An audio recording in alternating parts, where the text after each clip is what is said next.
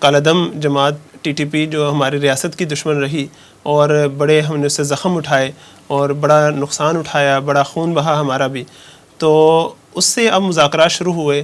تو اس کو آپ کس طرح سمجھتے ہیں؟ کیا یہ کوئی خوشائند قدم ہے؟ کچھ لوگ ہیں جو اس کو اچھا قرار دے رہے ہیں، کچھ ہیں جو اس کو ریاست کے بیانیے کے ساتھ غداری کا ارتکاب کرنا کہہ رہے ہیں. تو آپ کیا سمجھتے ہیں کہ کیا اس کی نوعیت ہے؟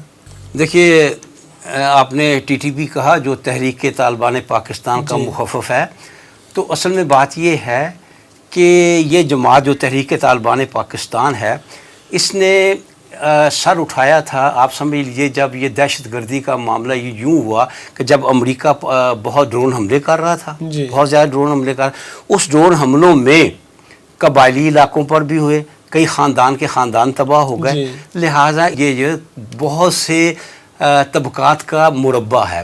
دیکھیں، اس میں ہماری اسٹیبلشمنٹ کی، ہمارے باہر والوں سے تعلقات کا بھی معاملہ ہے. آپ کو معلوم ہے کہ ڈاماڈولا پر جب حملہ ہوا ہے اور اس میں 80-85 بچے قرآن پڑھتے ہوئے شہید ہو گئے. پھر قبائلی علاقوں پر بھی حملے ہوتے رہے، اس میں بھی کئی واقعتاً دہشت گرد مارے گئے اور کوئی معصوم لوگ بھی مارے جاتے ہیں. تو TTP جو تھی وہ مجموعہ تھا.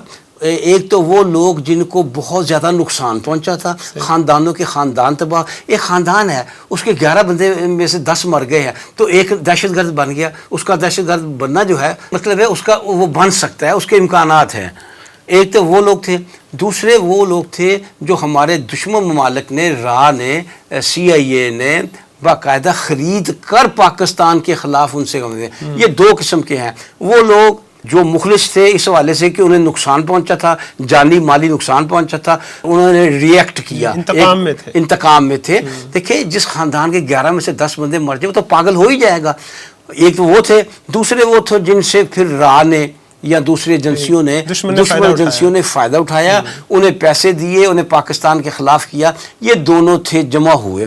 میں ذاتی رائے رکھتا ہوں، میری رائے میں جو ہوا بہت برا ہوا. ان پر اگر ڈرون حملے ہوئے تو غلط ہوئے، نہیں ہونے چاہیے تھے.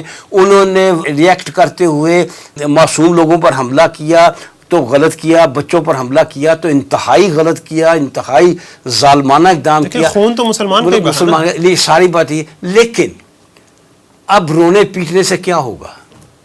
اب اس کا ایک ہی حل ہے، میں سمجھتا ہوں کہ ایسے اقدامات کیے جائیں جن سے یہ دہشت گردی، یہ خون ریزی، یہ جنگ جو ہے بند ہو جائے. آپ دیکھتے ہیں دنیا میں جتنی جنگیں ہوئی ہیں، وہ فرسٹ ورلڈ وار ہو، سیکنڈ ورلڈ وار ہو، بڑے لوگ مرتے ہیں، بڑی تباہی آتی ہے، پھر وہ میز پہ بیٹھتے ہیں. تو میں سمجھتا ہوں اس کو نظریے سے غداری کہنا یا بیانیے سے غداری کہنا غلط ہے.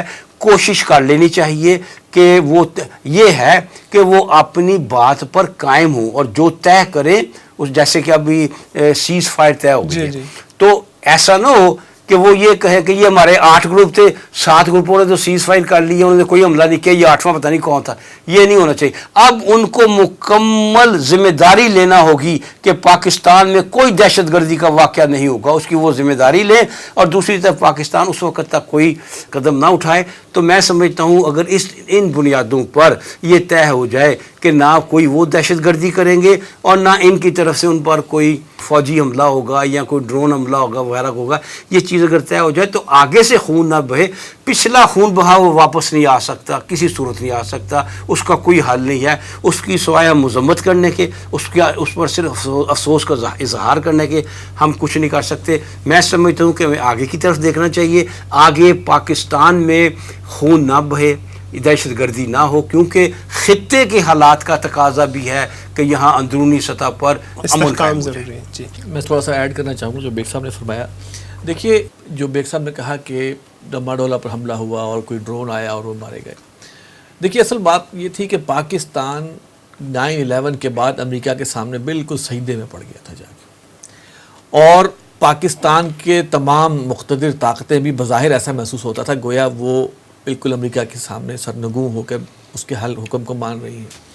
اور پھر یہ جب اس طرح کے حملے ہوئے اور پھر یہ پتہ چلا کہ لوگوں نے پھر یہ ایک نکال لیا کہ چونکہ یہ کافر ملک کے حامی بن گئے ہیں پاکستان، تو یہ بھی انہی میں شمار ہوں گے، اور انہوں نے اس سے اپنی ایک دلیل نکالی کہ ان کے خلاف بھی وہی کام ہو سکتا ہے، پاکستانی فوج کے خلاف بھی جو امریکی فوج کے خلاف ہونا چاہیے۔ امریکی فوج ان کے دسترس میں نہیں تھی تو پاکستانی فوج کو انہوں نے تختہ مشق بنانا شروع کر دیا۔ اور دیکھیے میں اس میں یہ کہوں گا کہ ان ٹی ٹی پی کے اندر اگر ہم تھوڑی سی تقسیم یہ کر دیں کہ وہ لوگ جن پر ظلم بھی ہوا اور جن کے کچھ ایسے معاملات تھے ان کو الگ کیا جائے ان لوگوں سے جو کہ پیڈ ہیں غیر ملکی جو تخریب کاری والی یا غیر ملکی ایجنسیز کے، ان کو ذرا الگ الگ کر دینا چاہیے۔ جنہوں نے تو پوری ٹھانی ہوئی ہے کہ پاکستان کو ہم نے عدم استحکام کرنا ہی کرنا ہے، ان سے تو آپ کچھ بھی کر لیں گے تو وہ تو they are paid for it.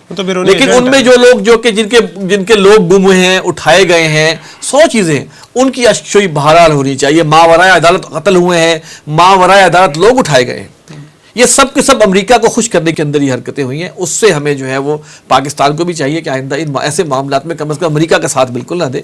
جو ریاست کے خلاف کوئی بھی کام کر رہا وہ یقیناً جو ہے وہ اس قابل ہے کہ اس کو ریاست پاکستان کو جو توڑنے کی بات کرے اس کے خلاف ایکشن دینا چاہیے۔ اور دوسری بات یہ ہے کہ جناب اگر اس سے ملک میں استحکام ہوتا ہے ان مذاکرات سے تو بالکل ہمارا مقصد یہی ہے کہ ملک میں بھی استحکام ہو اور دین کے لحاظ سے بھی ہم جو ہے وہ ہم واپس آئیں اس دنیاوی خداؤں سے ہٹ کر خدائے وحدہ لا شریک کی طرف واپس ہے، اگر اللہ کرے ان مذاکرات سے یہ بھی کوئی ایسا ثمر نکل آئے۔